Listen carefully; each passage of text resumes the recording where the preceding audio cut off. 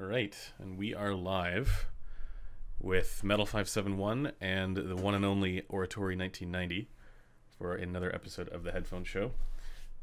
This one I've been super excited about because, well, for anybody who doesn't know, Oratory is the guy who Metal and I will go to if we have questions about headphones. Probably just about anything. Yeah, and in fact, I think he's been the person who has been really helpful for the Reddit community and online communities for everything to do with EQ profiles to just questions about headphones and how headphones work, all that kind of stuff. So without me going too far into speaking for you, why don't you introduce yourself, Oratory? We don't have him on video, but we have him on voice, so you'll see it light up, and that's him. That's Oratory talking. So why don't you introduce yourself? Hey guys, I'm already here. My name's Oratory. Obviously not my real name. Yeah, you guys know me from Reddit mostly. I'm an acoustic engineer, but I'm not on Reddit as an engineer. I'm on Reddit because I'm a headphone nerd, and I do happen to work in that field, so I consider myself lucky in that. Awesome. So yeah, we'll go into a number of topics here, and we'll talk about EQ as well. But I just wanted to give a quick overview of what we're going to cover in this episode, I guess. So we'll talk about different target curves, what you do for EQ, but then also I'd love to get into some technical discussion about I ask everybody this, but like what is detail, what is slam, all of that kind of stuff, and then we'll talk about some headphones, and then do a bit of Q&A with the stream. So you guys in the stream, hold your questions until the end, and then we'll mention it again, and then we'll get some Q&A going. But in any case, why don't I wanted to ask you. You said you're in acoustic engineering. Right. What exactly is that, if you can talk about that, like your specific acoustic engineering? Because I've always wondered that about your, why it is the main thing is, right, so there's acoustic engineering and then there's audio engineering. These two sound similar. They are similar, but they're three different fields of that.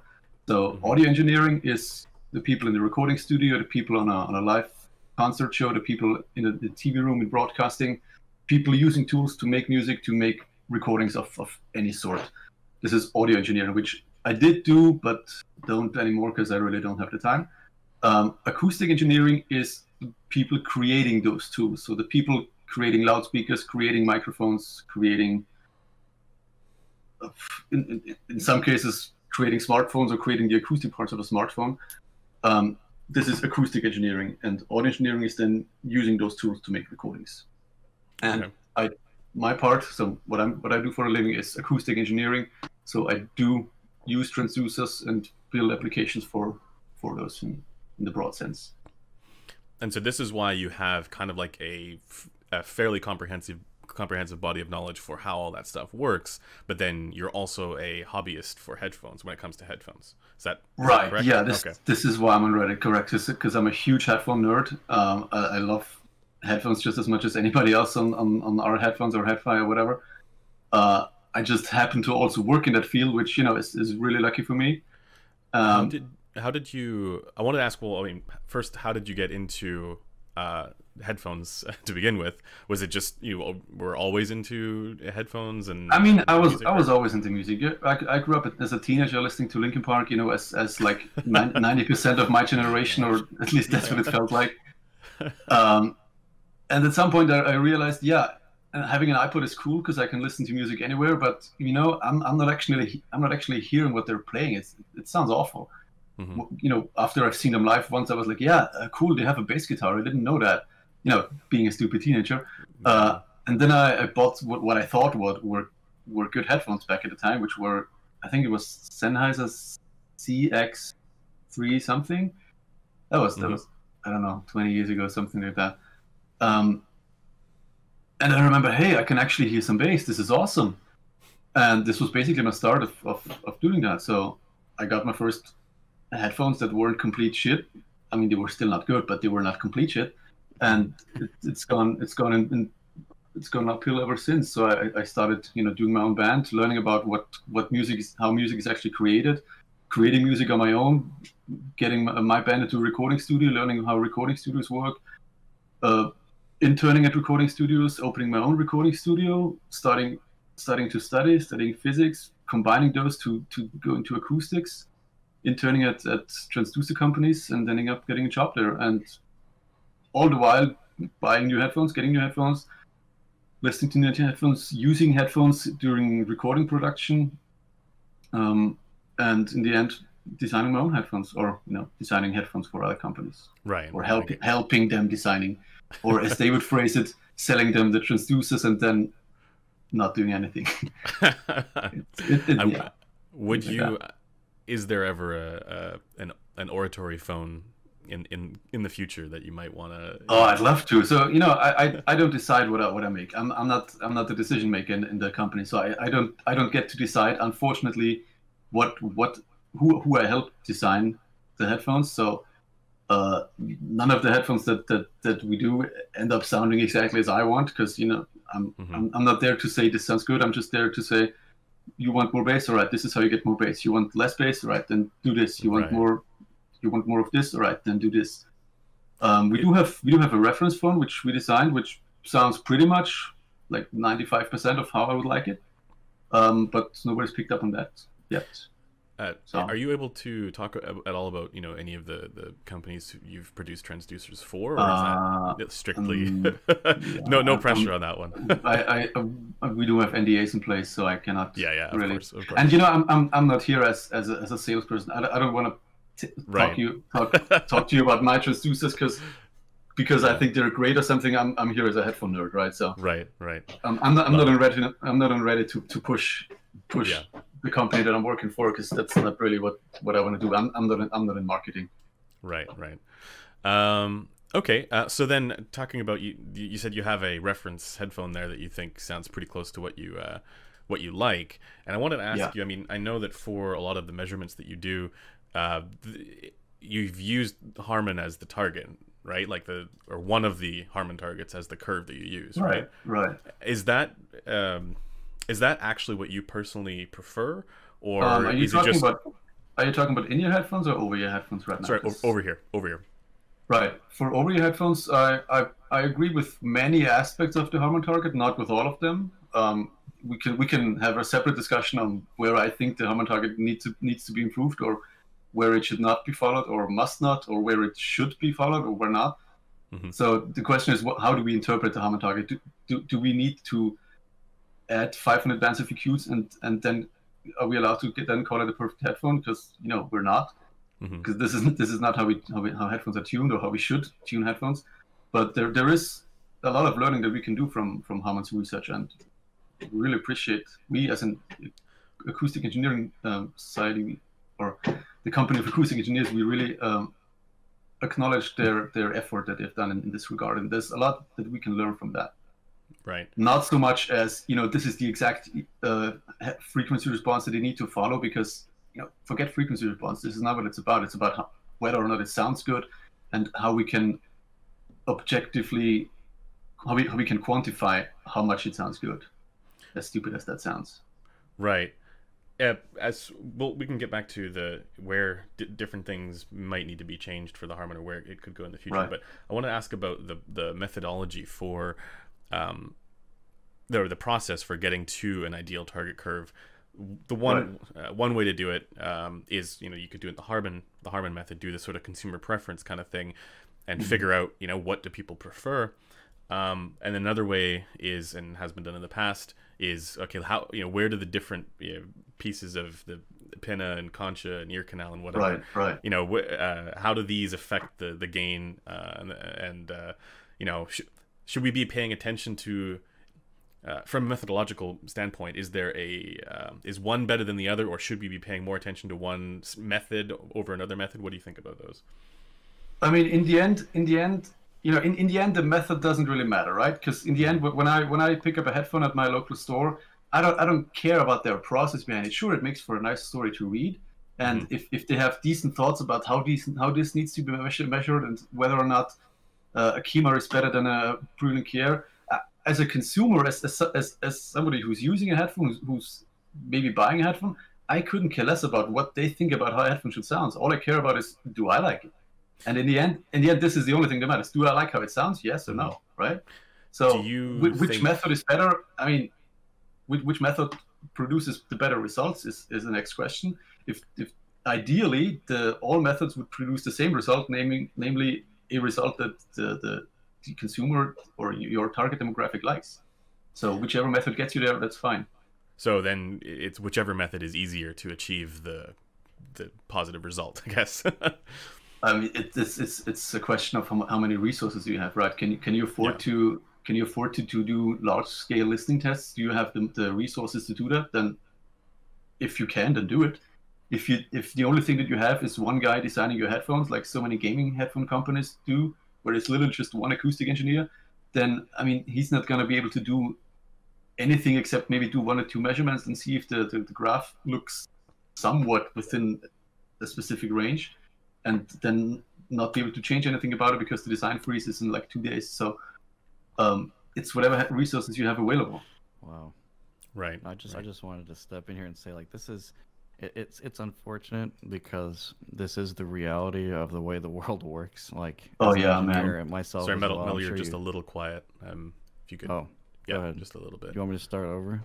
Yeah, sorry, whatever you were just saying. Oh, okay. I wasn't sure if somebody mentioned it in the chat. All right. No, I was saying, like, just the realistic situation that we're in is, like, engineers always want to be like, I want it exactly this way. It needs to be perfect. Like, all these little tiny little things, like, I guess, for example, on the frequency response, there can't be any peaks, any dips, nothing. But then you have it's always a competition between that. And then the manager says, yeah, but that costs like $50 more, so why? Exactly. And you're like, yeah, it sounds better. Yeah, what do I care? Yeah. Marketing it's always a fight between product managers and engineers. That's the way it works. At least from the companies that I've worked with.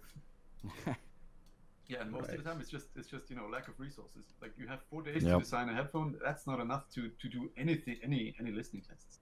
You can just do one shot, then do rapid prototyping, change maybe one volume, add another damping mesh somewhere, and then design a freeze, and then logistics take over, and you're on to the next project. Which is sadly, I can't believe it's that short. For many. That's wild. Like 2 or 3 days. That really is a 2 or 3 days is for a lot of companies. I mean, obviously not for companies like Sennheiser. Right, and right. We don't operate this way too, and like, but I'd like to do a week to design a headphone or to do the acoustic design of the headphone. Then you can only what Critical is calling a mass market response or something. Well, looks like for whatever reason, it's not just you. Stream it has. Oh no, I think it came back. No. Did it come back? Technical difficulties occurring. Oh wait, no, now it's good. They have like a studio emulation mode now where you take a picture of your ear and it tunes your HRTF. I'm serious, this was added. And then on top of that, they've characterized some studios or something. No, I'm gonna have to read up on that. So I know that I was talking to Sankar about that, and he was talking about how that was the original goal, was to be able to, like, represent the way certain studios sound for creators and stuff. So you could, like, go somewhere, and then that would be the way that it would sound if you were, like, actually in the studio. Oh, we're back and talking about Reveal Plus here randomly. Yeah, we're back live. Sorry about that, guys. We had a bit of a internet issue, but it looks like everything is working, so we'll just get back on track here. What were we talking about? I think actually Metal571 was saying something, and so I'm just going to put you on the spot again and say, why don't we take it from what you were saying? Yeah, I honestly have no idea where we were before we stopped. You but complained about not having engineers have enough time to. That was definitely earlier. That's just the way, like, kind of companies work. Unfortunately, we always want to. Yeah, it's the same thing in software. Everyone's trying to perfect everything over and over and over, but you can't spin forever, or else the customer doesn't get anything. Yeah. I mean, yeah, of course. There's also the thing you cannot leave it in the hands of the engineers forever, because they will keep finding ways to improve it. But you also mustn't take it away from them too early, because you remember the K8. Yeah, because then you end up with K12. I was just gonna say that. Yeah. I think I can say that now. Yeah.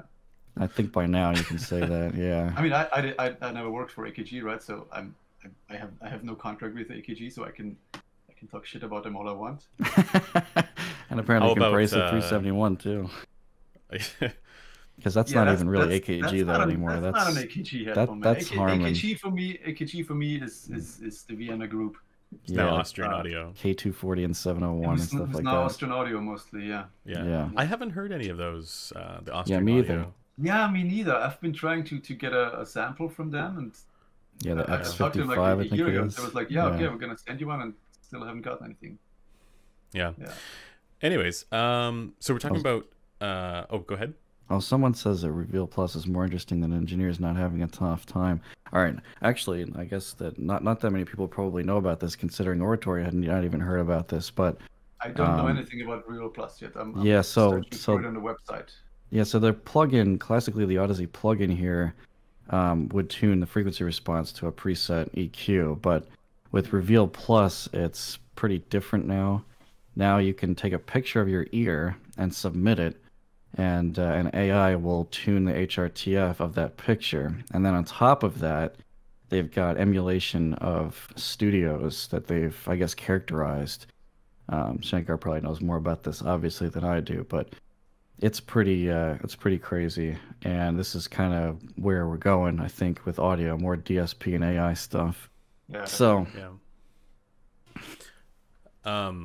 But anyway. So, yeah, well, I mean, that's a good segue into, I wanted to ask about, your stance on EQ. Obviously, Oratory I'm reading is... in the chat. Okay. The Oratory EQ. Guys, that's not what I do. That's okay, here's... Yeah. Make EQ as a settings.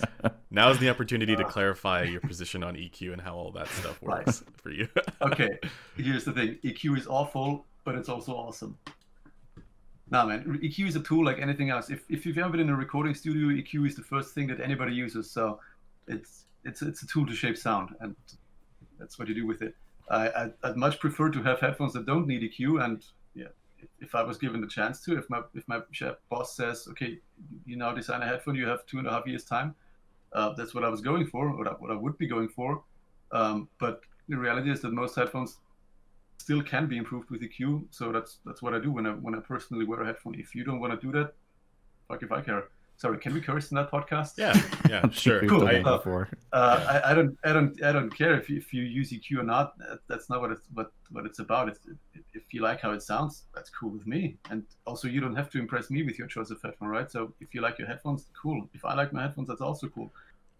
Just listen to whatever you want. But also, we know that most headphones don't sound how you want them, and most of those deficiencies can be at least somewhat remedied with the use of filters. When doing EQ, do you think that is there a limit to what you're able to do with EQ?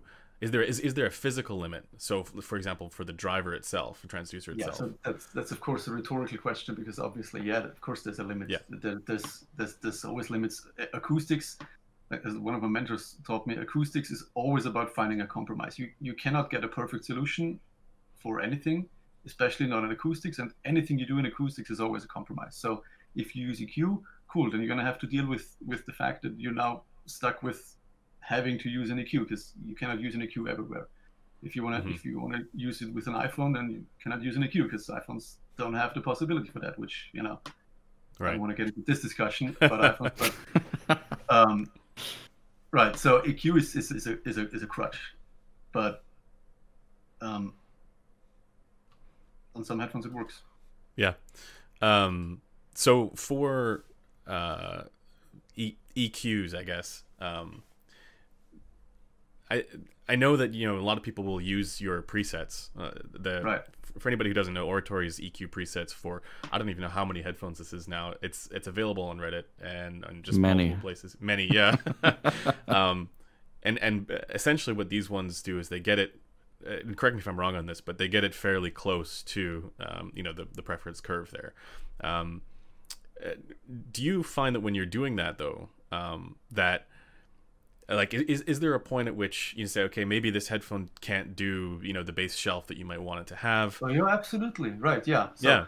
So the question, do headphones have inherent limits of what you can do with EQ? Of course they have. Everything has limits, and it's just a matter of how much can you push that compromise into delivering more audio quality at the expense of, in the case of EQ, having to use more electric power, for example. Because with digital EQ, all you can do is reduce the gain. You cannot really push gain because you want to avoid the clipping. So in the end, you're going to have to use a more powerful amplifier just to get to the same level. So there you have a compromise of having to use more electric power, a more powerful amplifier in order to get potentially better sound, or not. I mean, if you fuck up the EQ, that's going to sound bad. So do headphones have limits? Yeah, headphones have limits. Electrostatic transducers have less distortion because of the way that the force field works. It's linear over longer excursion limits, so they can excurse further. But they also have very strong limits as soon as they reach that limit, then the diaphragm is stuck against the stator and it doesn't really move anymore, and you have to disconnect it before it works again. With an electrodynamic headphone, the physical limit is where the voice coil hits the bottom of the magnetic gap, which is a physical limit, because if this happens, then something's going to break or deform. But you will probably never reach this limit, because before the voice coil excurses as far as to reach that bottom, it will leave the magnetic gap mostly, or will leave the high magnetic flux area, so it will actually not be driven that far out, but it will distort, which is not dangerous to the loudspeaker to a certain limit, but it's going to sound bad. Right.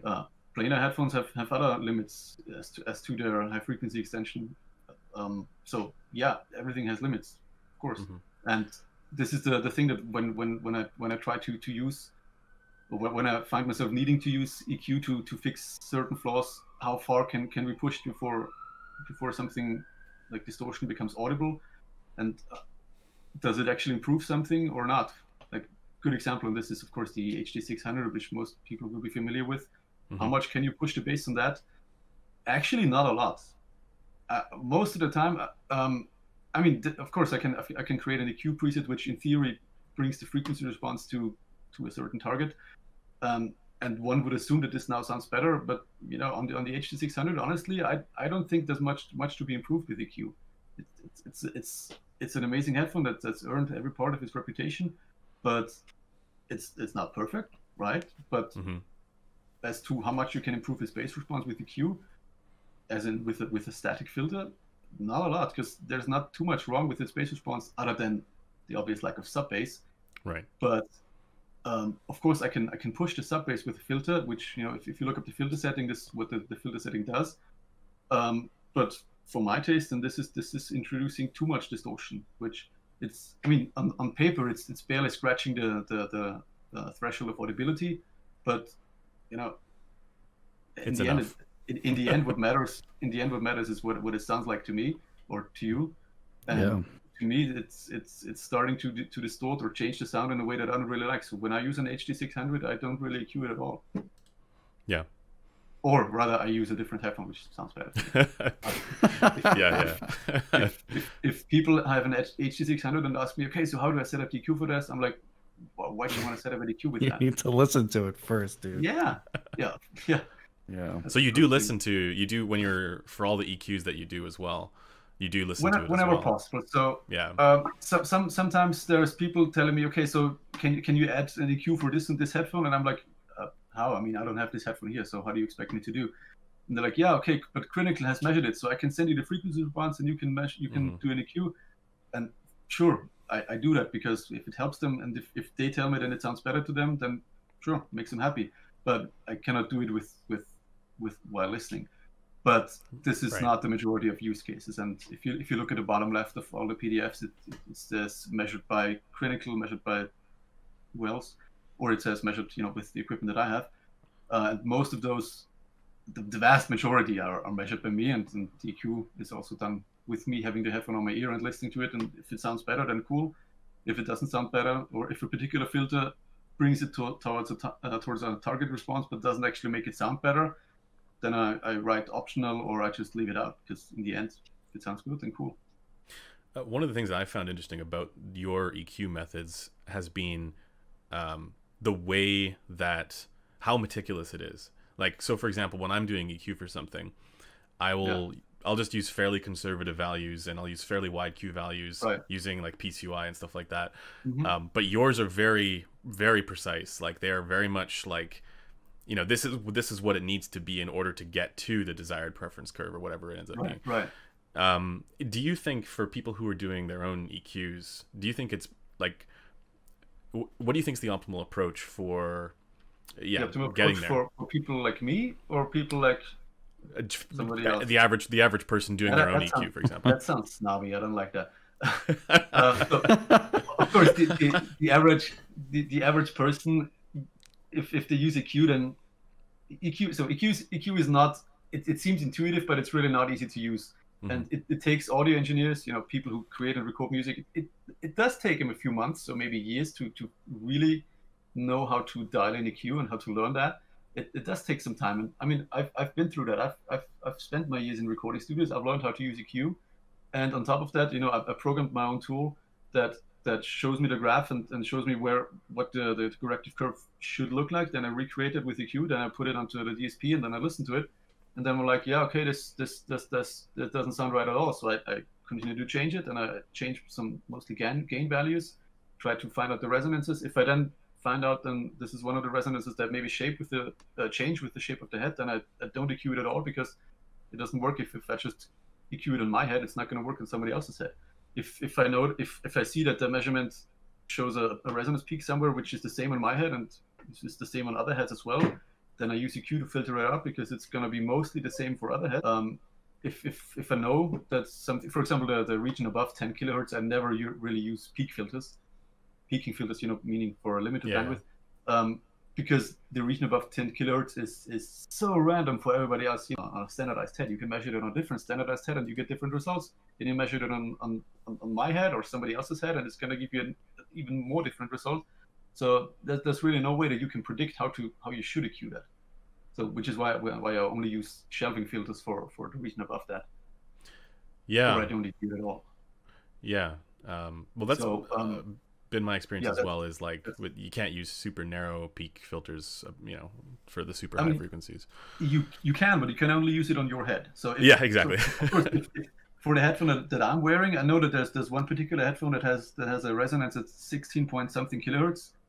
When I wear it on my head, and this is what I notch out with a very, very narrow notch filter. But it makes no sense for me to tell you the value for this notch filter, because in your head it will be very differently, or it will be the same. I can't really predict that. Right. That's not possible. Right. So as for the methodology, I give it a first shot with a mostly automated algorithm that gives you a first idea, and then I changed most of it again manually. So in the end, it ends up being like, I don't know, 90% manual. And when you're so with the algorithm, it's it basically just looks at deviations from. You probably shouldn't call it an algorithm. It takes the graph, subtracts the target response, inverts it, and then shows it to me on a display. And I'm like, okay, so this is what the EQ should look like if it's going to bring it to the target response. Then I listen to it, and I'm like, okay, but if I add this much as it says on the graph, then it's gonna sound awful. So I'm gonna add a little less, and then I try it out, and then I fine tune it manually. So my EQ settings are not made by an algorithm; they're made by hand. Perfect. Okay, that's what I wanted to hear. Well, I guess it's more like auto EQ then, because I know that guy, what's his name, Jacko or whatever. Jakob Kasanen. Yeah, his I believe is completely automated. Yeah, his is completely automated, but I think you're online, and he asked me what things I consider when I do manual EQ like that, and how it sounds. So which aspects he needs to put into his algorithm, so what the algorithm should look out for, and we went on about that. But there's only so much that I'm able to put into words. I should avoid narrowband filters with a high positive gain. In some frequency regions, you shouldn't use peak filters above 10K. You should things like that. And he implemented most of that, but it's still an automated process, which, to my mind, or from my perspective, of course, if you ask me, then my approach is better. If you ask him, then I'm sure he's going to say his is better. Yeah. In the end, it doesn't really matter. Try them out both, and whatever you like both, adjust it to your preference, and then go with that. Right. So, I mean, for the EQ presets, a message would be to back. use them as starting points. The stream is Yeah. Oh shoot. Okay, sorry. So sorry about the the sheet low key here. hardware queue. Oh right, the low key is a hardware Yes. queue. Right it's a now I know hardware about this queue, one. yeah. It's like a four band Yeah. EQ. fixed. Yeah. I mean, so this is a fixed band EQ where the only thing you can change is the gain of 4 frequency bands, and you cannot change the frequency, you cannot change the bandwidth, you can only change the Q. This is only gonna give you a very, very broad change of the overall balance, as in you can increase the overall bass, the overall treble, maybe some low mids and some high mids, but you cannot really target any of the flaws of the headphone. So I mean, if you manage to find a setting that improves the sound for you, sure, go ahead. I don't have one, and I wouldn't get one, but if you like it, sure. Yeah, it makes it. I mean, it makes it. It's. I'd say it's not going to do anything. It's not going to do anything that you couldn't do with PCQ, right? Or with. Right. Well, they probably any claim that because it's hardware, it's better, but. Sure. I mean, it certainly looks a lot nicer than having a digital EQ. I'm not going to argue with that. Right? Yeah, that's too. Looks account for like 30% of how much something is worth, according to some study. We don't even think about that very much, but that's very true. Yeah, I've read about that how good a headphone is. It's like 30% sound, 30% how it looks, and 30% how it feels. 30% how it looks and feels? Wow. That's why HD800 is so good. I personally like to very much disagree with that. For me, I like to think that it's 100% sound, but that's just an engineer's perspective, right? A little bit comfort. I cannot pretend that I don't like pretty headphones. Yeah. A lot sound and a little bit comfort. Well, see, I have here comfort is very important. Comfort is very important. I have the MySphere here right now, and it's oh, really? Yeah, it's so disregarding the sound though, it's ridiculous enough looking that my girlfriend will not wear it. She like refuses. Totally refuses. I was like, try it out, we'll see how it sounds. My wife liked them actually. But some of them are fairly ridiculous looking, but for the most part. Okay, let's I got a few questions to get us kind of back on track with what we're talking about. I wanted to get your take on some of the, I mean, I ask everybody this stuff, but in your mind, where does detail come from when we talk about like a LCD4 or Sesvara or some of these crazy high-end planar headphones where the detail is clearly better than the lower end stuff, and then that goes into EQ as well. I mean, is it possible to I think I know the answer to this already, but do you think it's possible to EQ any of that to match the high-end headphones? Right. So the question is, where does detail come from? So I got a question for you. What is detail? What does the headphone do that makes you say, okay, this has more detail? Yeah. So again, that is, I think, the real question. Because a lot of times people ask me, okay, how do you accommodate for, I don't know, pace, rhythm, and timing? And then my answer is not, okay, this is, I don't know, 650 hertz. No, my answer is, what does a headphone do when it, or what makes you think that this headphone has more pace, rhythm, and timing, more detail? What are you listening for? What are you hearing that makes you say more detail? No, I think you're good. Okay. No, yeah, Pratt. I don't get the whole Pratt thing. Like, the only thing for me that I know about Pratt I don't think anybody uses that response, which was amazing, by the way. Oh yeah, I've read it. I read it on a Infidelity review, on a very old one, where he was like, I don't know what Pratt is, but these headphones, they have it. And I'm like, yeah, okay, I don't know what it is either, but sure. Oh no. So if I'm going to characterize detail, I like to use the analogy of the metal gate, where it's like it's image clarity, right? So if you're looking through a window at an image, how clear is the image? Right. And if you listen to a Sennheiser HD800S, or let's go all the way up to the high end like LCD4 and Sesvara. I mean, in my opinion, I don't think you could EQ let's say, I don't know, like a lower end headphone, pick a lower end headphone, right? I don't think even like a Sundara or something like that, I don't think you could EQ that to match the LCD4 or the you might be able to match it in terms of tonality, but maybe not for detail. That's kind of where I'm thinking. No, of course you can't. You cannot paint a Honda to perform like a Ferrari, because exactly. paint paint changes, the sound. Sorry, Yeah. paint changes the color. EQ changes, the frequency response. Yeah. Paint doesn't make a car go faster unless you're into Warhammer. Mhm. If you got I that actually reference. got that. Wow. Yeah. I'm not into Warhammer, but my coworker is, and he tells me to make that reference. So, EQing a detail into a headphone. If you think about, this isn't how EQ works. EQ doesn't take away or add detail, at least not in the way that what you're describing. Mhm. But can you make a headphone sound, clearer? Absolutely. If there's always a big if. So if the headphone sounds clearer after EQ, then there was some acoustically speaking, but it's gonna sound better than before. So it's not about making every headphone sound the same, because that's not possible. Nobody's claiming that this is possible. I really like what you said about detail existing when there are no masking elements in the frequency response, like various different resonances and peaks and things like that, or too much bass or anything like that. And this kind of lines up with what my suspicion has been ever since kind of talking about that idea of frequency response, or a detail is actually captured by frequency response. We just don't necessarily know where to look for the granular, fine-grained kind of stuff. That's always the thing with frequency response. Frequency response contains a lot more than you think, but it's usually frequency response is hard to interpret, much harder than you or I think. It's much harder to interpret than I think, Exactly. and I know at least a few things about interpreting correctly, but it's actually much harder than that if you want to interpret all of it. So a lot more of what we call, pace, rhythm, timing, whatever, detail, soundstage, whatever. It is part of the frequency response. It's just hard to, when you look at a graph, tell how much, how many degrees is the soundstage going to be. I don't know. Yeah, how do you put that into a number? Of course, it is encoded in the frequency response, but you cannot really extract it, or at least I can.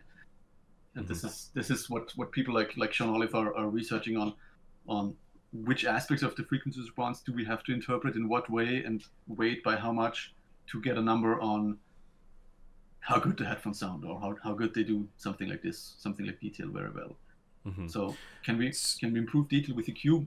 Partly, sometimes, not always. We certainly can't make two headphones sound the same, but we can both make them sound better. Or most of the time. From a materials perspective, is there anything that makes this, let's say, easier or more difficult? So, for example, the thickness and stiffness of the diaphragm, or the all that stuff. I mean, how do you control the frequency response on headphone with the materials that you're doing? So any aspect of the sound, if you ignore DSP and things like that, so if you ignore wireless noise cancelling headphones which use filters and all of that, if you just go with the acoustic design, then materials is the only thing that you have, and air volume, So any material that you choose, it's not the material type. It's usually a certain aspect of the material. So it doesn't really matter whether it's a specific type of metal or paper or whatever. What matters is the elastic modulus or Young's modulus, I think it is in English, or the stiffness, or the mass, or the inherent damping, things like that. So parameters that we characterize the material by, which then affect certain parts of the frequency response, certain breakup modes, whatever. And not the choice of material itself. So saying okay, aluminum is cool, so anything made from aluminum must be better than some crappy paper loudspeaker.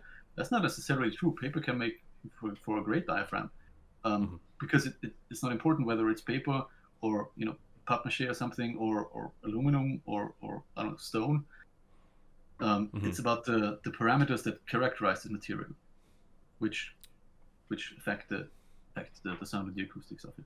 Right. This is similar to what when I asked Fang Bian about this at CanJam, and he gave me a similar kind of response, that there are so many different parameters. It's not just about, I was asking about like the kind of egg shape to the cup for those hi-fi man headphones, and he said it's not about that alone, redounding to better sound quality. It's that it's just one parameter in many different parameters. Yeah. Unless of course you want to sell something, because if you want to sell something, then fancy materials are always better. Right. Diamond is always the best, of course. It looks better on a box. Actually, diamond is used for tweeters on some speakers, I thought, which is using kind of IEMs as ridiculous. well. Carbon like diamond. It's because diamond has a very high inherent speed of sound, so it makes for a good breakup mode behavior. Oh, okay. It's just a little expensive to produce, you know. Yeah. With it being diamonds and all. Right. Yeah, I think some the Campfire IEMs use. I think so. Yeah, they use a diamond-like carbon or something like that. Yeah, it's it's the Atlas that uses it, I think. Yeah, which you know, from an acoustics perspective, the only thing that matters is what's the inherent damping, what's the speed of sound, and how stiff is it, and how heavy is it, or how thin can you get it to have those certain parameters. The material itself, I'm sure I can make you a very, very bad sounding headphone made from gold and diamond. But it's still going to sell well because it has gold and diamond in it, and you can never underestimate the power of marketing and the power of words in a box. Absolutely. So that's that gets detail out of the way. I want to ask about your take on dynamic slam or the punch quality. So we were talking to Sankar about this from Odyssey in the last or one of the recent streams that we did, and he mentioned there were several parameters there. One of them being, everything from the thickness of the diaphragm, to the force of the magnets. But he also mentioned that the seal around the head, around the ear, can have an impact in the way that the pads interact with that. And if you compare, like, again, the Hi-Fi Man kind of egg-shaped ones that don't have much slam, one of the reasons for that may be actually because they're not kind of creating a seal around your ear, whereas something like the Odyssey ones do, or the rounder ones do. Does that line up with your experience on slam? So he was answering the question on how do you make sure a headphone has certain slam, or what does a headphone have to make certain slam.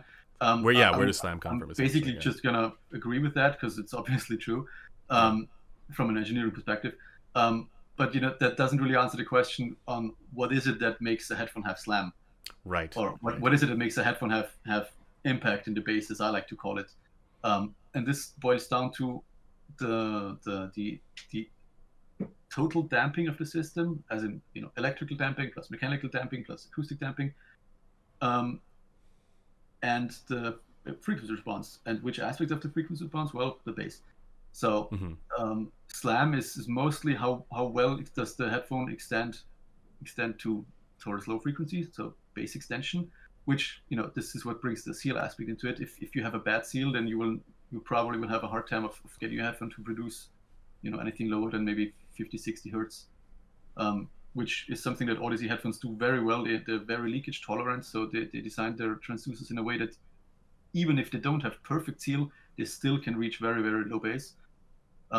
But they also make their headphones have an excellent seal with their hugely thick ear pads. So they have every Odyssey headphone that I've measured, at least the LCD ones, have had perfect bass extension down to lower than I usually measure, so at least below 10 hertz. I was just going to say, the way I understand the slam quality, though, is that there's a difference between punch and slam and linear bass extension, where even some of the Hi-Fi Man headphones that don't have that punch and slam quality, that Max likes to call it dynamics, but I don't even know what to use for that. But we know we're talking about. Some people call it macro dynamics as well. Dynamics. Yeah. So the way I understand is there's a difference between that, again, even though those Hi-Fi Man headphones can go all the way down into the bass, and then something like the Focal Clear, or some of those Focal headphones that have a lot more of that sort of punch quality. And I guess for me, and I think a lot of other people, the question is like, why is it that some that have linear bass extension have no slam, whereas other headphones that do, or even have less bass extension? This brings us to the topic of, does a headphone actually have the frequency response that I'm seeing on the graph, which is especially tricky for low frequencies, because I have multiple measurement setups, or I have access to multiple measurement setups, and I can have one headphone measure with linear bass on both setups, and then I can have another headphone measure with linear extension on one setup and non-linear extension, or having a drop off at another setup. And what's the difference? Well, one of these setups tests for leakage tolerance. It has a built-in leak into the setup. And if the headphone performs the same on both setups, or with very little difference, then we call this headphone a leakage tolerance setup. This is done with controlling the acoustic impedance of the driver to get it to be leakage tolerant, as in to still produce bass even when a leak is present. And if a headphone has great leakage tolerance, then it will have a great bass extension on every head, regardless of whether you're wearing glasses or not.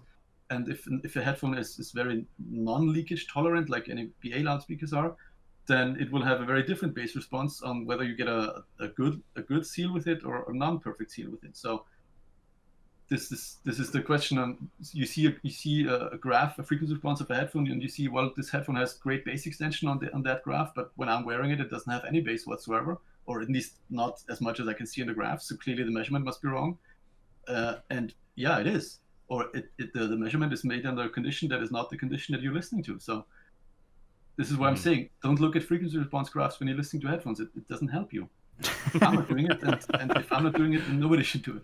Heard it first from Oratory1990 to not look at frequency response. I'm seriously, guys, don't look at frequency response when you're listening to a headphone. It doesn't help you. For the first time, I think that's actually how Tile always did his reviews. He's so good at combining subjective and objective because we get a new headphone. Like you said, and like he would get a new headphone and he would listen to it right away and he would make some notes. I believe that's what he said his process was. Then he would go measuring it later to figure out if that lined up or not. and then see if he can do any correlations between these. Yeah, this is how you should do it. This is how every review should be, really. And then listen to a headphone. That's going to give you a false impression.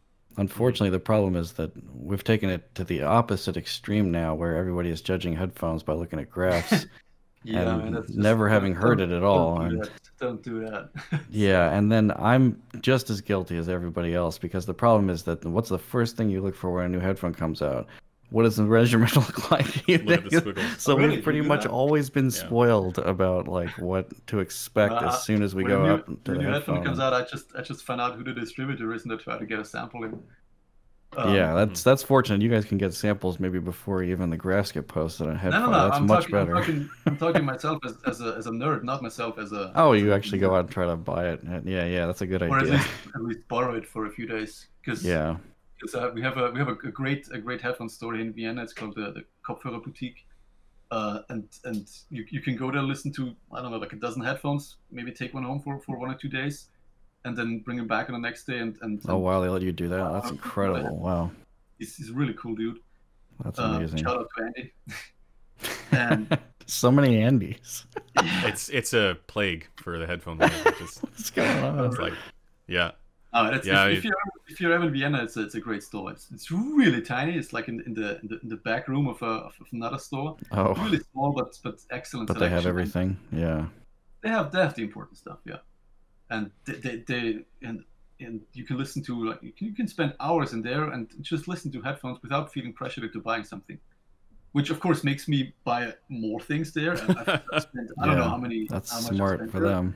But because I want to do it, because I feel like they gave me ample time to test, and they've earned my money. Yeah. So I had another technical question for you. Sure. I came across an article not long ago from Tile. Well, he wrote it in 2014, I think, but he was talking about planar magnetic headphones and how there's a difference in how sound waves are produced by the planar diaphragm. So what is produced? Sound waves. So he was talking about how sound waves. he's talking about how there's a different way that sound waves are produced from one driver type to the other, saying in the article actually that planar magnetic headphones do this in a way that is more natural to real life and more realistic.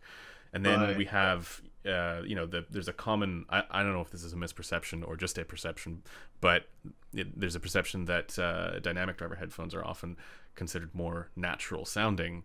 And I wanted to get your take on this. Is there any inherent physical property that's better in planar magnetic headphones for that? Do you want the audiophile answer or do you want the engineering answer? Yes. Yes. Right. So the audiophile answer is, or the nerd answer is that planar magnetic headphones are a lot cooler than dynamic headphones because they're different, right? And I'm not even going to pretend that I don't follow this as well. I like planar magnetic headphones just as much as everybody else because they're so much cooler. and you can do a lot more things with them. If you look at like the Oppo PM3 or PM1, PM2, PM3, they did so many things with just changing the frequency response just by addressing different parts of the diaphragm in a different way. This is something that you cannot do with an electrodynamic transducer or a moving coil transducer. But are they inherently better? No, it's a diaphragm producing sound. No. To your question, do they produce sound waves in a different way? If I remember the article correctly, it was like the diaphragm is larger, so the sound wave that it produces is more the English word. So it's not I think he characterized it as more even. Plane wave. Yeah, it's a plane wave where the phase relationship between velocity and sound is different than in a point source. In a point source and in a sphere wave. That is true, but as always, there's a big but. It is true, but it doesn't matter because we're not in free field applications, right? So the headphone is coupled to the ear, not in where free field, but with a relatively small front volume, and the dimensions of the front volume are such that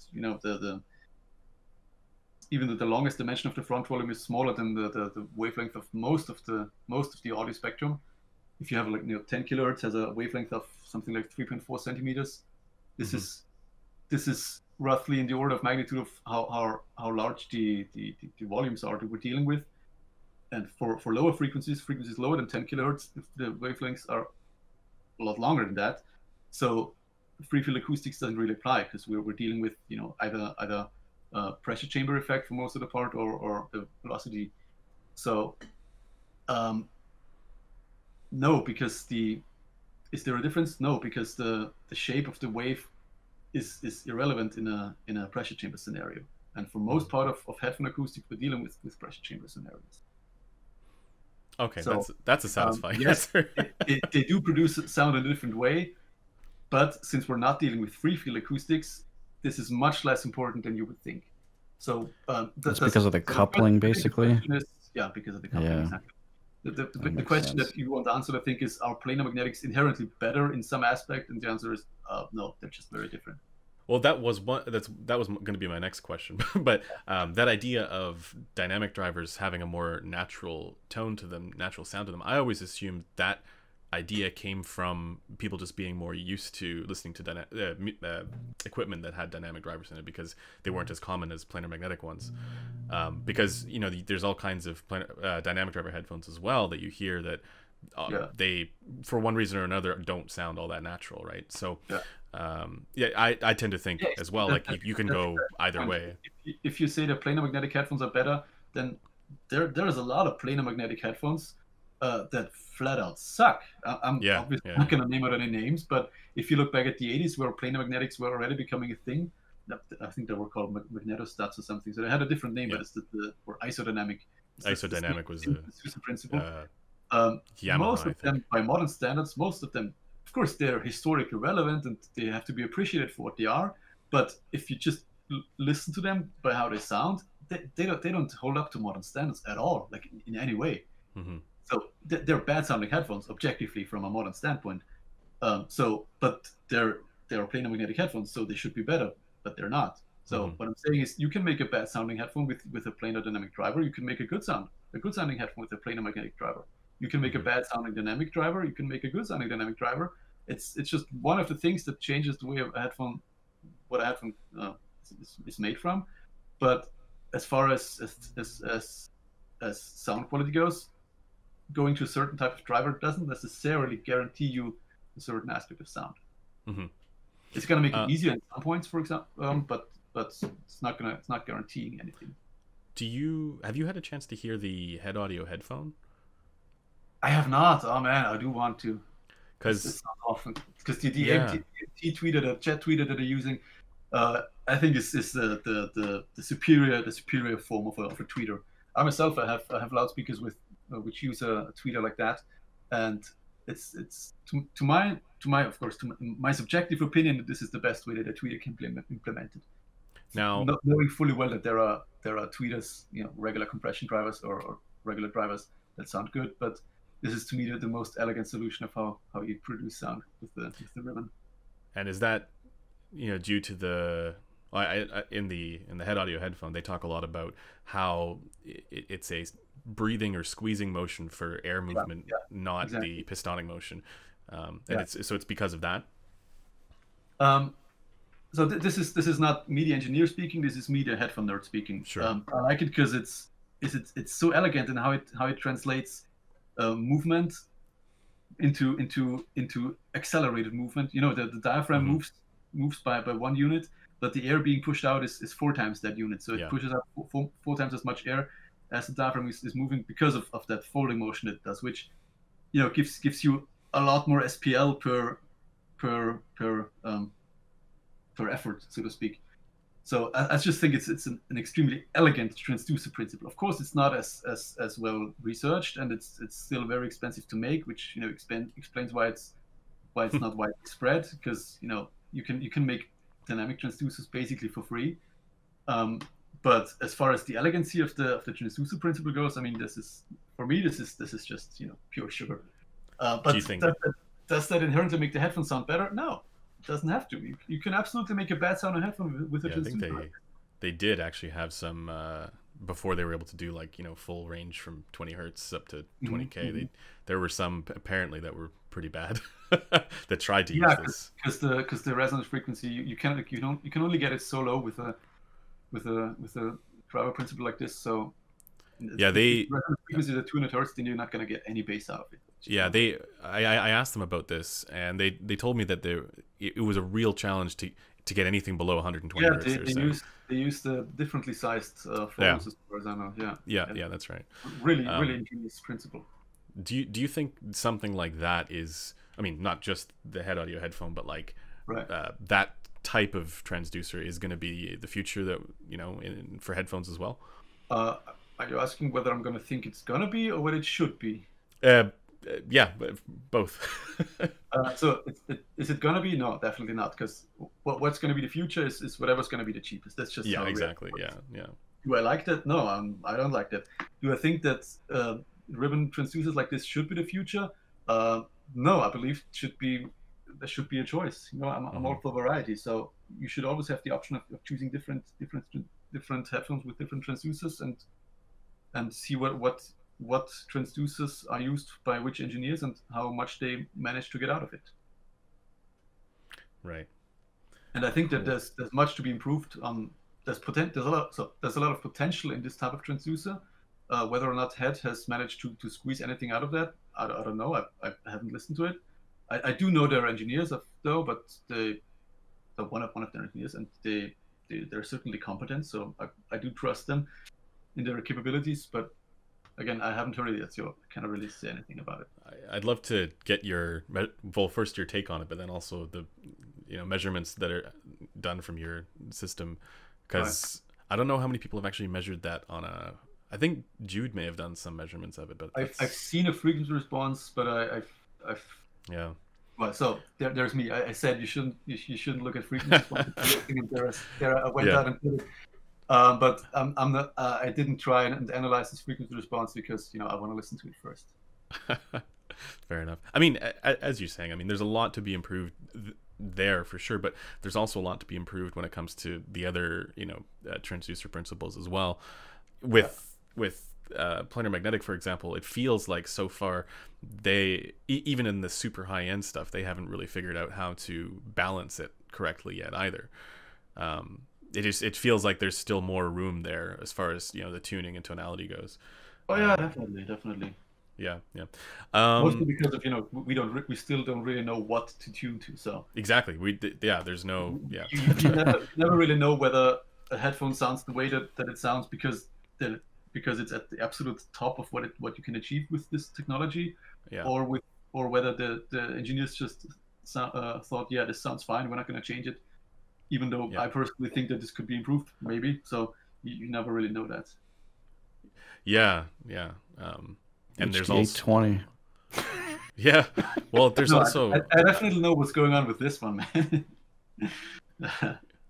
Sorry, you said you do know what's going on with that one? With the HD820? Yeah. It's no secret that I don't like this one. Oh no, yeah, it's. I think I gave it a fairly scathing review.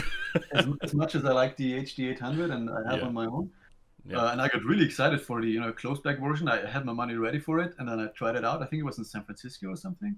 Yeah, I went to the San Jose store in San Francisco, and I was so excited because they just got in the shipment, and I was like, "Hey, God, can you show it to me?" And he let me try it, and I was like, "Oh man, I'm so disappointed because no, it broke my heart really." But see, I think a lot of people wrong. When they hear the HD820, it's like, let's say a mass consumer market person hears that, and it might be the first time that they hear something with it's that. Probably pretty surprising, yeah. So to the average person, I think maybe they're really impressed by it. But for the audiophiles who are very meticulous and have the experience of listening to a wide range of equipment, to know when something sounds wrong, it's but the soundstage is still like incredible if I remember right. Yeah, that was good. Yeah, I haven't heard it at home yet though. It certainly retains the aspects of the front volume geometry of the H800. Yeah, which, it is an amazing design. There's no arguing about that. And don't get me wrong, that it's not that the HD820 is a complete failure. That's not the case. It's an amazing headphone, except for that baffle tuning. The way it's tuned, yeah. Actually, I think you could probably mod it to sound a little more better. I mean, I haven't held one in my hand for long enough, and that certainly I haven't opened one up. But the problems with that headphone arise from the low mids and the bass. So which is too tuned by tuning the baffle and the back volume. So these are things that are the easiest to mod. So one of these days somebody's going to figure out how to change the baffle on these to actually make him less bassy and not cut the low mids that much. Yeah, it just seems like pretty weird all over the place for the HD820S. Yeah.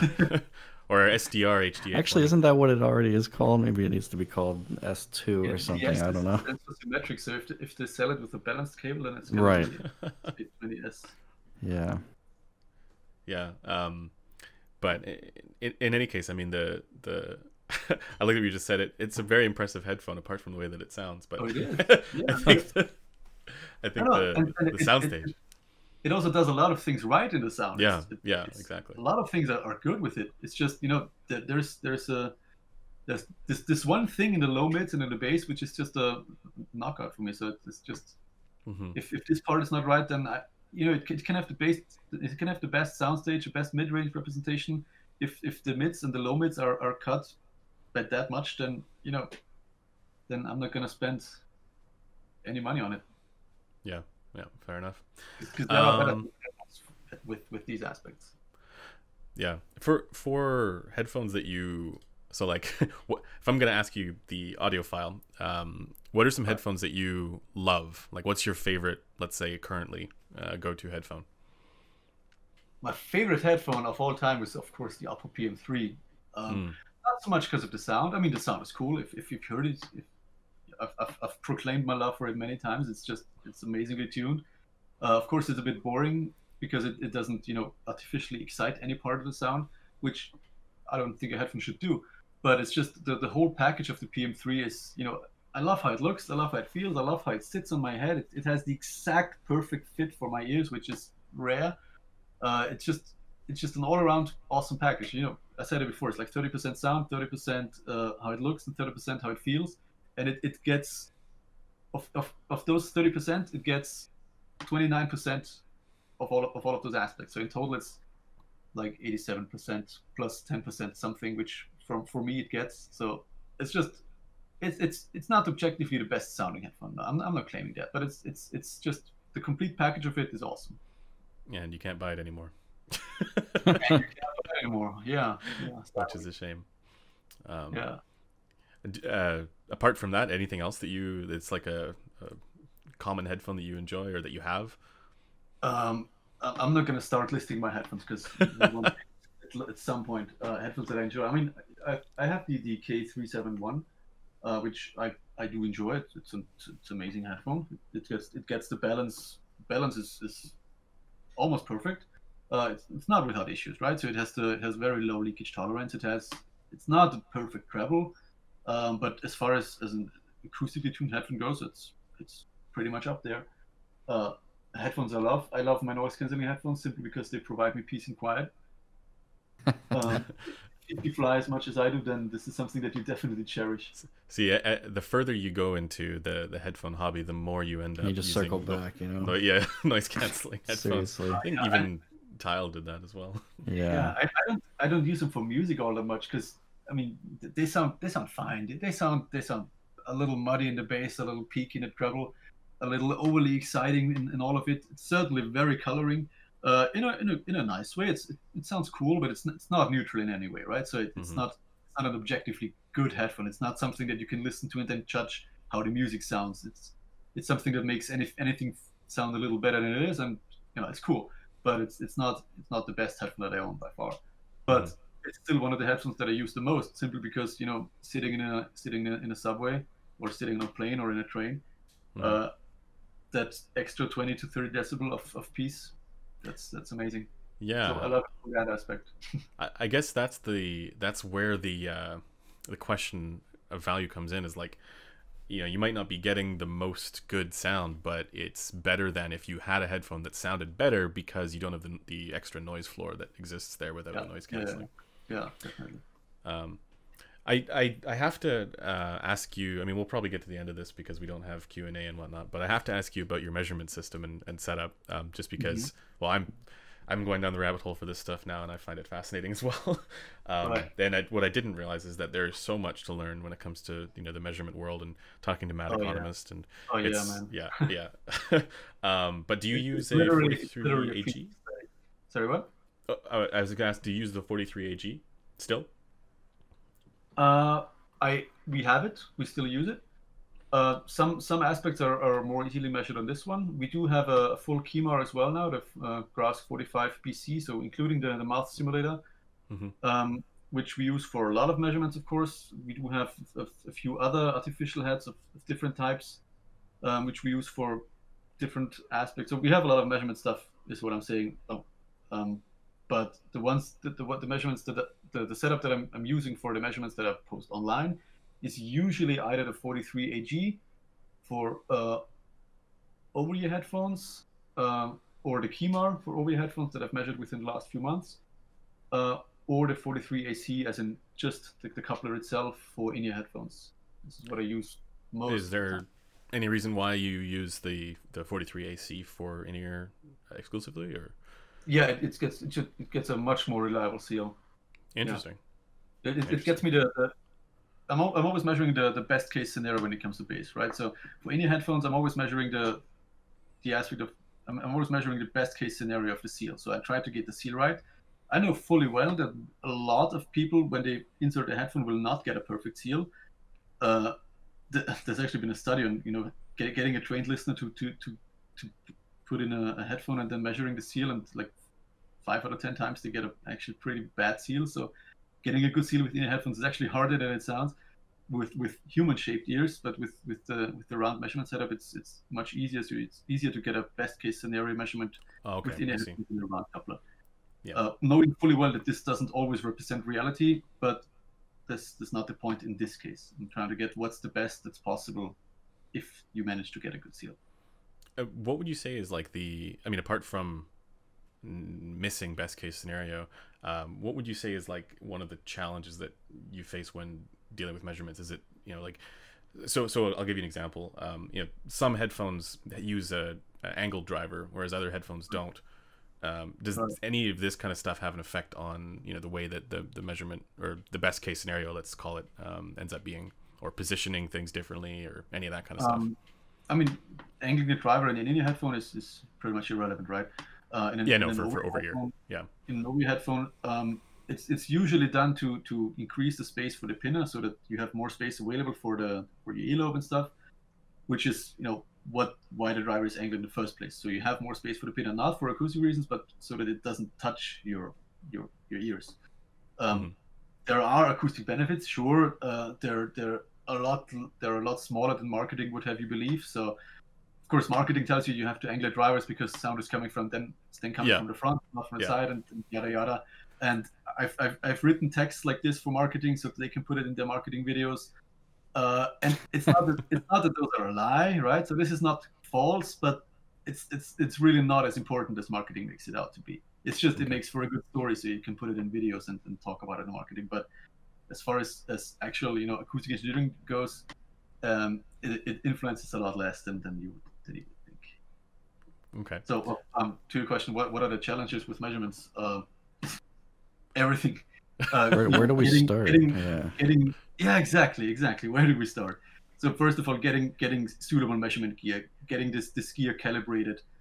We've got to put a pin on that because we recently had another site going online with actually it was Keith Howard from saw that UK who put up this headphone test lab, and I saw that on some of his more modern measurements. So his measurements in 2019, 2018. The ones that he posted on that, they lined up perfectly with the ones that I did within unit variation, within measurement variations and things like that. But they lined up pretty well. And then starting somewhere in 2020, they started to deviate in the treble, and I couldn't really explain why. And then I tried to plot the difference, and then I realized, I've actually had this thing before, and I contacted him and we wrote about it. And I think he's trying to get his coupler recalibrated, because I think what happened is that the microphone inside the coupler got dislodged somehow, which changes the acoustic impedance of the coupler, and of course messes up all your results. And I've had that happen to one of our couplers, and we had to have them get recalibrated. Essentially send it back to the distributor and have them repaired and get it back. Mm-hmm. But you only realize that after you've made the measurement. So this is one of the aspects that you have to care on. You have to take care of your measurement equipment. You have to take care of the couplers. You have to calibrate the couplers. You have to you have to routinely test reference gear where you know the result, and if the results don't up with what you measured last time, then something's wrong. So keeping your measurement system up to date is very important. And then dealing with all the variances and performing as many measurements as are needed to be able to accurately judge how big those variances are. So you cannot just get a headphone, put it on the head, press measurement, and have a result. That's much. It takes a lot longer than that. You have to first measure at least. Ideally, you measure more than one headphone, so you can get an average over multiple specimens. So you can get a feel of the unit variation. But even with a single headphone, you have to measure the same headphone 3, 4, 5 times, maybe 10, 15 times. Just putting it back the same way, taking it off of the head, putting it on the same head again, in a way that feels the same to you, and then see whether it actually gives you the same result. And this tells you about the spatial variation of the headphone and how much the exact placement of the exact position of the headphone in relation to the ear affects the result. And then you get a feel for that. And then you have to repeat the same by shifting the headphone forwards, backwards, upwards, downwards, and see how much that affects the result. And then you have to get the right averaging of all those measurements to get any meaningful result on frequency response. And then you have to know which aspects of the frequency response are created by your measurement system, like the peak at roughly 12.5 kilohertz, which is created by the tube resonance of the coupler, and is not actually a feature of any headphone that you're measuring, but it's a feature of the measurement system. So you have to know about all those systems. So the main issue with making measurements is being aware of all the inherent variation that is created by a measurement, and being aware of which aspects affect the total variation, and being able to not, or withholding judgment on a measurement without keeping all these variations in mind. So you have to know when you take a measurement that if it for whatever reason is not representative of the way that it would measure the other 9 times that you measure it, because of whatever variation existed when you took that one, you have to know that's the one that you discard. I want to ask you as well though about unit variation, and when you're looking at somebody else who's done measurements, is there a chance that some of the differences that you might see with that measurement and the one that you've done, say even if it's on the same rig, is there, do you ever think, maybe this is because of unit variation? Oh yeah, a lot of times, very often. For example, what was one of the hi-fi men, I think Sundara or Susvara, Keith Howard measured this and put the measurements up on his Headphone Test Lab website, and they looked very much similar, so that the overall shape was the same, and you could clearly see that those were related. But some of the details, around 7-8 kilohertz, they just look different. And of course, there's this thing with hi-fi man headphones that they often have is the small wobbles between 300 and 800 hertz. which is a result of the way that they create their planar drivers, and those did not line up with the ones on my measurement. So this is something that I attribute to unit variation. There's and of course, it's a big thing with biodynamic headphones, or not with biodynamic, with the DT770, 880, 990, where you can get 10 DT770s and have them spread over very, very big area. And of course, they will all sound like a DT770, right? So they would always be the same headphone, but they will all sound a little different. They don't have the tightest tolerances, is what I'm saying. Mm-hmm. So yeah, this is definitely something that happens. For this Sundara, there's also the big question of revision and when that was done. That was recently brought to my attention. I don't know which revision I measured and what was changed. Yeah, actually, yours kind of looks like an older one. I was gonna say, because the ones I've heard at many shows in the past have always had mids like the one you measured, but yeah, doesn't seem that way now. So I actually spoke with Wheezy about this as well, because he recently got one, and he's just using it on these little ears rigs and seeing how they measure on those. But his clearly looks like one of the older ones as well. But it was sent to him directly from China, and it was a new unit from China, and so I was thinking, well, maybe it was clearly the old unit, but maybe they just have a bunch set aside for reviewers or marketing purposes, and they're still that's based on the old. That usually happens. That's common. A lot of companies do that to set a batch aside and then just keep it for reviews and yeah. Because when I did my initial review back in the summer of 2019, I got 2 units directly from China, and they both measured the same on that rig, and they both also were the let's say, call it the old version, and they weren't anything like I say not anything, but they didn't have the same curve as the new one. How much was the difference? Like, is it just audible in AB, or can you clearly tell? Yeah, it's audible in AB. Yeah, or sorry, you can clearly tell even if you're not ABing. Yeah. It's a pretty big difference. Yeah. Right. Oh. Like, they have a general similarity to them, especially in the treble, but the issue with the older one is there's an upper mid-range kind of shout emphasis, and then there's a bass roll off, whereas on the new one there's no bass roll off, and the upper mid-range is way more relaxed. I don't know if that metal, is that a good characterization? Or that seems about right, although I have heard of some unit variation even in the newest ones where the bass extension might vary from unit to unit, and it's not really a matter of seal. I think it's just an actual. If the base extension is changing, then it's always an issue with seal, but not necessarily an issue with the seal of the headphone against your head. It can be an issue of sealing of the diaphragm against the driver, or against the baffle, or the ear pads against the baffle. So there's a lot of potential leakage in the headphone. Yeah. So that's what I know. But yeah, I was really the reason why my review of that thing looked so surprised was because when I was going into it, I was like, this is not going to turn out very good, because it's funny, even though, well, Sound Demos is opening up a whole other can of worms here, but honestly, when Olive did his sound demo of the thing, I was like, yeah, that's what I remember hearing, just a ton of upper mids, especially for my taste, obviously. But yeah, then I got the new one, and I'm like, wait, what's going on? This actually sounds a little bit recessed versus what I've heard from a lot of headphones. It's really weird. Yeah, that's probably a change of. No, I mean, I don't know, but it could just be when you change to the back mesh of the back volume, and something like this can happen when they use a mesh with a different impedance without knowing it. Something like this can happen, but I don't know. That makes some sense considering the whole cupped hands effect over open back headphones. They said multiple different things that were changed. Well, I have multiple different reports saying different things were changed. So somebody said they changed the glue for the pads. Wow. Yeah. This. Oh man, glue is a whole nother topic. Yeah. You guys, we have one engineer that does nothing else but decide on which glue to use for which project. Wow. And is he busy? So glue is very much a problem. And that might be why.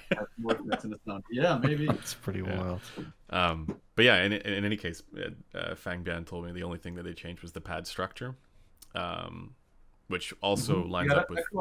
That can also have an effect on that frequency. Well, that was what I noticed right away when I first took the new one out of the box. I was like, "Oh, this doesn't look like the old one," because of the pad, right. they look a little different. But in Yeah, any but case, did the yoke hold up though? That's always a big question with oh, and hardware. those ones, it's all one piece. The yoke is fine on those Yeah, ones. yeah, yeah. They finally Yeah. improved that, huh? Yeah, well, it's almost too much because now there's no cup swivel.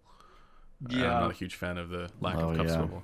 But the new, Yeah. like with the pad, the newer pads, they're more narrow in the front. At least I found, Mhm. and so it's not as uncomfortable as when I first Mhm. tried it. So Yeah. yeah, I remember the Senderos being moderately comfortable in my head, but not. I couldn't get them to seal right because there was there's a small point hmm below behind your ear where the jawbone meets the skull, yep, where yep, it's where I always have trouble getting headphones to seal. hmm It's yeah. the trickiest spot. Got to put some Odyssey head pads on the Sundar.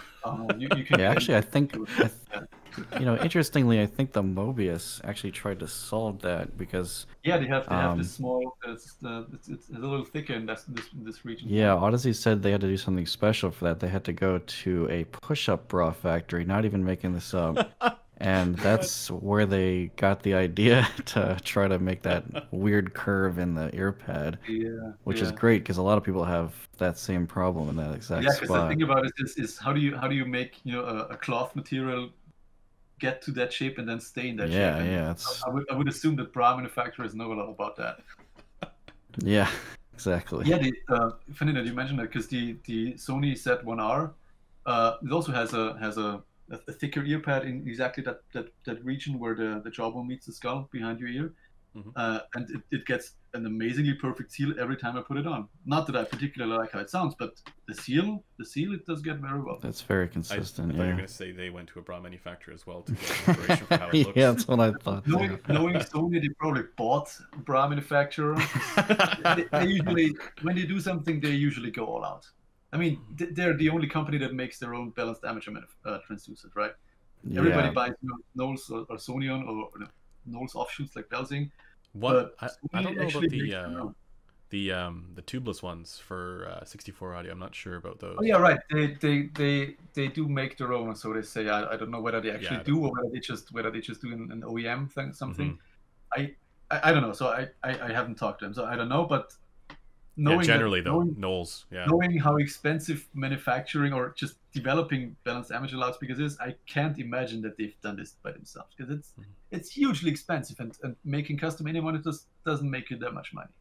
Yeah. I, Yeah. I can't imagine that they've put up this much money. If they manage to do, then color me surprised. hmm Um, but yeah, so most companies don't make their own balanced amateurs, and Yeah. Sony is actually the third biggest manufacturer of BAs, so they certainly went all in. oh wow. Yeah.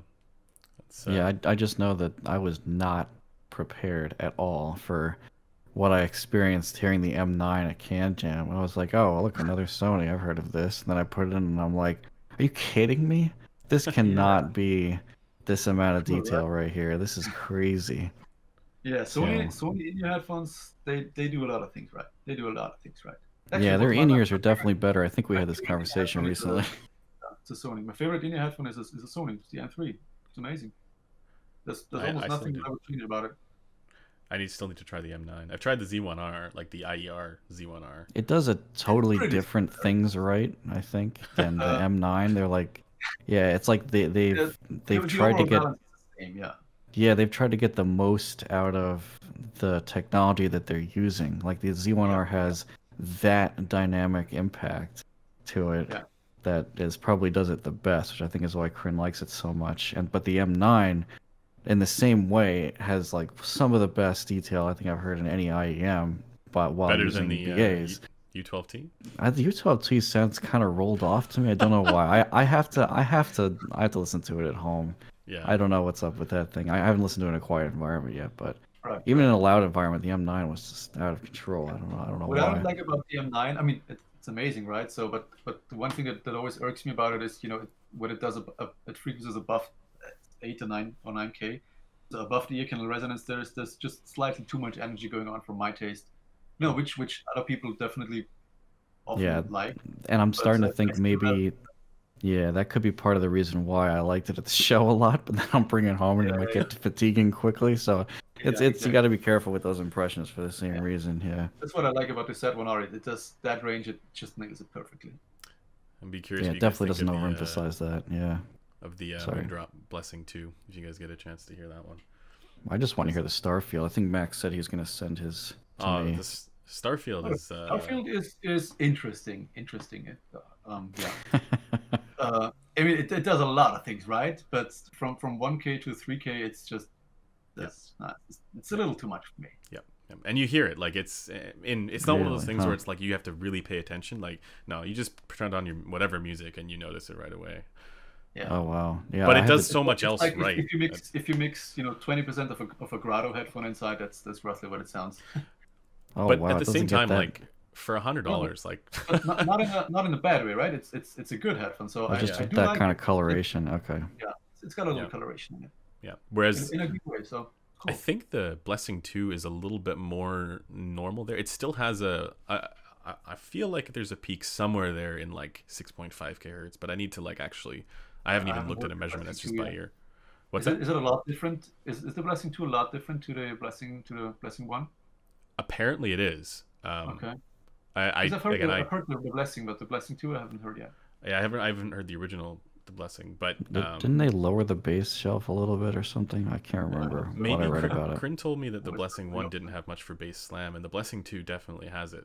Oh. So, like, I would. Bass in in-ear headphones is just impossible to get right. Yeah. Where I thought, okay, this has the exact perfect amount of extension, the exact perfect amount of boost, and the exact perfect amount of integration of the low mids. I've never heard that in an in-ear headphone. I think it's acoustic close, but I think it's still a bit too much for me on the Blessing 2. But it's aimed at a Harman over-ear target, as far as I understand.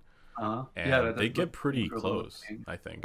I believe they agree with audiophiles. I thought I read this somewhere. Maybe I don't remember where, but their internal research has shown that their customers want Harman, but with less upper mids again and less bass shelf. So that's what I think they're looking at. Yeah.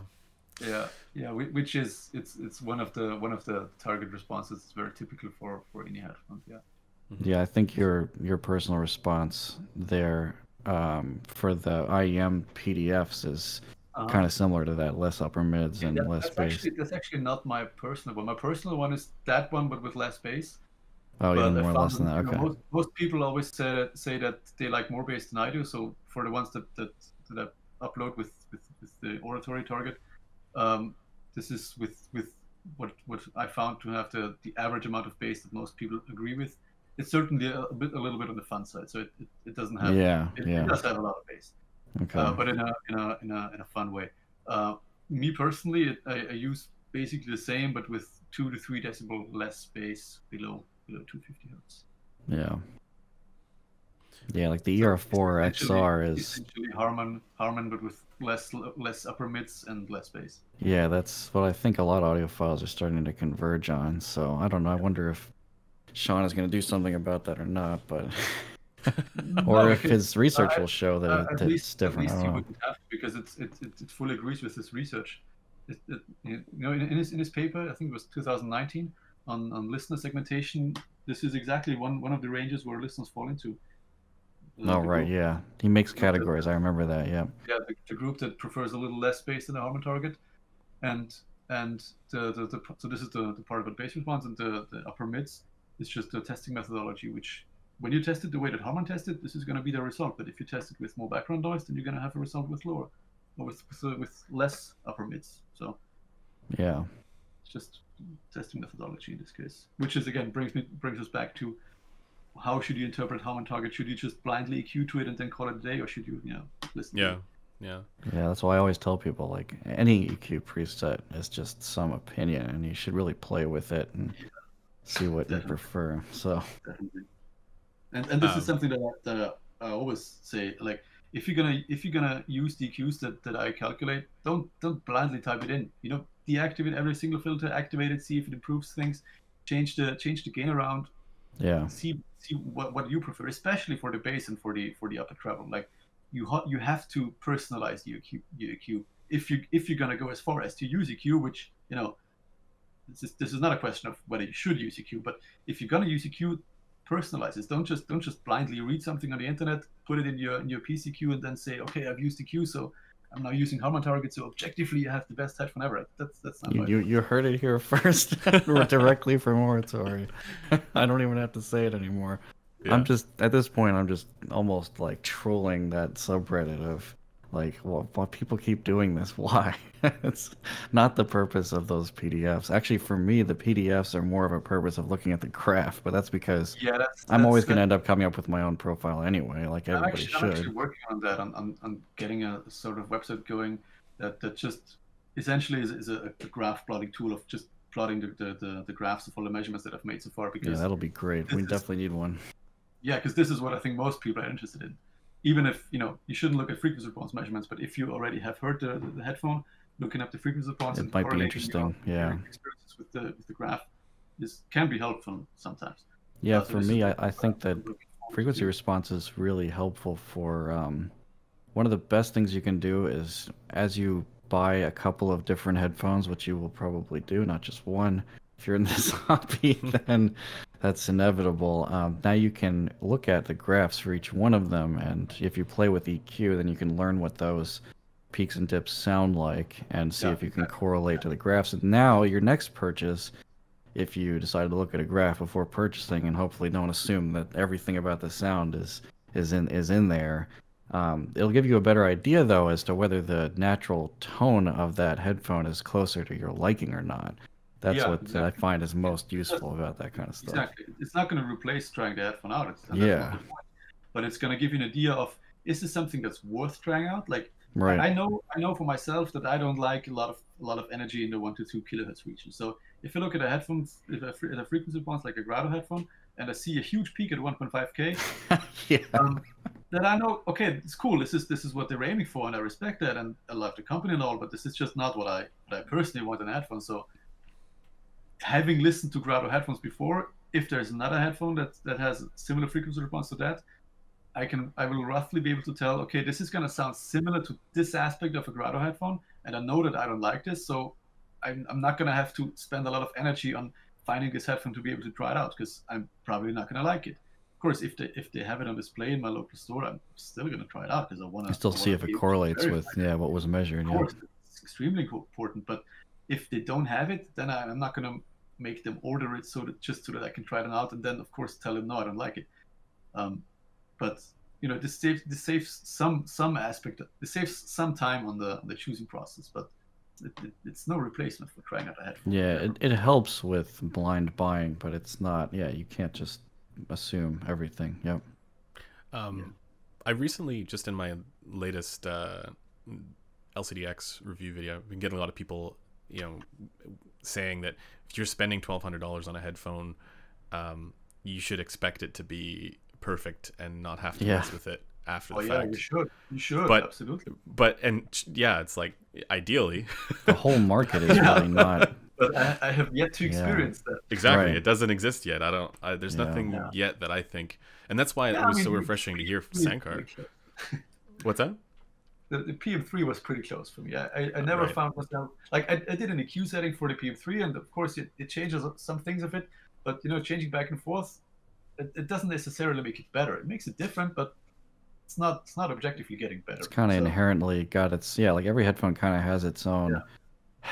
It's very hard to say this in front of an acoustic engineer, but every headphone kind of has its own type of sound to it, and like you can change it to some degree with EQ, but it's never going to become something completely different as far as I know yet, because like you said, you would have to emulate every aspect. I think when you did that write-up, you have to emulate every aspect of what it's like on your head, and only your head. The only thing you can change with the EQ is the minimum phase portion. So, and even then only the static ones. You cannot change. The distortion characteristics are totally I'm not even gonna get into distortion. I'm just things that affect the frequency response which cannot be remedied with EQ. So of course, if you have like a phase cancellation, this is something that's non-minimum phase. Okay. You cannot do EQ on that. But even if you ignore that, there are aspects to a frequency response which cannot be EQ'd, like leakage tolerance.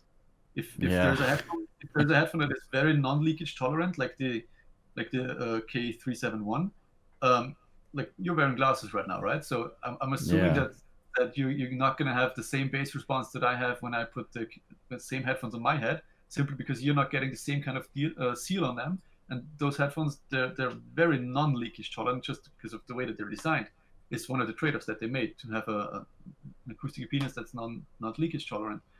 And this is something that I can't fix with EQ. Of course, I can make an EQ that gives you the same frequency response or the same bass response on your head, and then use a different EQ that gives me the same bass response on my head. So you have to use a different EQ to get to the same result. But you cannot use my EQ setting because the leakage will be different in your head, and the headphones are not leakage tolerant, so they will change the behavior. Yep. It's a challenge. Measuring them on your head, there's nothing I can do about that. It's a challenge with measuring with glasses as well, because you don't know the thickness of the glasses either. Yeah, so you don't know how much it's going to be. Yeah. Like I tried it with, like, these ones are really thin, but I tried it with thick ones as well. Yeah, I usually try with and without. Definitely with the 371, I gain a couple dB more in the sub bass without glasses, but it's okay because I don't really need that anyway in my situation. That's the thing, that the 371, it does a little more sub bass than what is necessary. Yeah. I don't mind. It's cool. Sounds good. But if you're not getting the perfect seal, the things that you're missing are not things that you absolutely need. So it's still a good sounding. Yeah, it's kind of lucky in that way. I also like that they didn't actually. I think I like that they didn't extend the shelf all the way out to the normal mid bass hump, because for audiophiles we tend to look down on that amount of bass sometimes. So. Does it come down to like around 120 hertz or something, or where does it? And it's much sooner. I think it ends by like 70 or 80, something like that. Okay. For the most part. So actually, the mid bass actually sounds kind of bass shy, and some people have said it sounds kind of. I don't know. For closeback, I find I kind of like that, like where it. I know that's why I was like, this is actually. I'm guessing that this was probably some physical limitation, though. There's two shelves on it. Was one of them is at, I think like you said, 70, 80 hertz, and there's another one at roughly 200 hertz, and in combination, they roughly get the same balance as prescribed by the Harman research. So they get on the average that is done on their papers, but you don't have to hit that exactly. Mm-hmm. It's just it's more focused on the sub bass though in the case. Yeah. Right. Anyways, we've been going for a couple hours now. Yeah, we're coming up on 2. Ask, give the floor to if there's anything else you guys want to, any other subjects you guys want to cover. I'll add all this to the original one later on. So, Metal, was there anything else you want to ask Oratory? I mean, I'm sure I'm sure I'll be asking you more stuff in text and whatnot. It almost feels like we touched on a bunch of subjects that we didn't dive into that much. It almost feels like we should do this again. Yeah, going back and see what we want to expand on, because I think the Harman research is pretty. For example, one thing I think we should cover next time is the Harman research is pretty, I think, misunderstood. I mean, I haven't even read the papers either myself, and you have. So some of the aspects of it. Sorry. Do you have the actual papers? And not at the moment, no. Okay, yeah, I should probably get them to you some way. Yeah, that would be great. Because like you said, it's a lot of it is very misinterpreted. People are going looking at it and seeing this plot and saying, okay, so this is what a headphone should sound like. This is correct, 100%. Yeah. The response that we need to do. No, this is not what the Harman papers are saying. They're just doing research on what people prefer and when they're asked certain questions in the certain conditions, and then basing from that, this is an average that you can get out of it. But you can process the data in a different way. The Oratory1990 target for any headphones that perfectly complies with that research. It's just a different interpretation of that research. Right. You can, if you want, you can call it a Harman target. That's fine. It's based that's on the same fascinating. I didn't know that. Can you? Based on the same data, it just interprets in a different way. Can you interpret it that excludes all the bass heads from the preference? Yeah, of course. That's awesome. See, because I wonder about that. I'd love to see the test, the conditions that they're so get all the different how everything is conducted, and then also we can do another podcast where we just go through the different phases of the research. The takeaways from each paper, detail it and see what we can learn from it and what we cannot learn from that. We can do a podcast. No, I think what we need to get Olive and you on here and then do that. Yeah. Please, Dr. Olive, come on. We want you on this show. I'll bug him again on Twitter. If you has That would be time. awesome. It's quite busy. Yeah, I know. Yeah, exactly. Anyways, yeah, we should probably do this again, and we'll definitely do this again, and hopefully the next time we try it out, the internet will be back up and running. Yeah, Those issues. This was a good segment, so hopefully when you upload it, everybody will watch. Yeah. Well, I'm Good also going to stuff. have this as a podcast. Again, I should probably remember to say that at the beginning of the show. So Oh yeah, that's right. but the idea is so that, people don't want to be sitting in front of YouTube, the whole time. They can just go to the podcast section. So I'll cobble it all together, and then we'll have it all in one. Anyways, Great. thank you both so great. much for coming on, and we'll do this again. And for everybody who is watching live, we'll do this one again all live at one point. We'll get some Q&A in there for the next one. But All yeah, right. that does it for now. And yeah, thanks everybody for watching.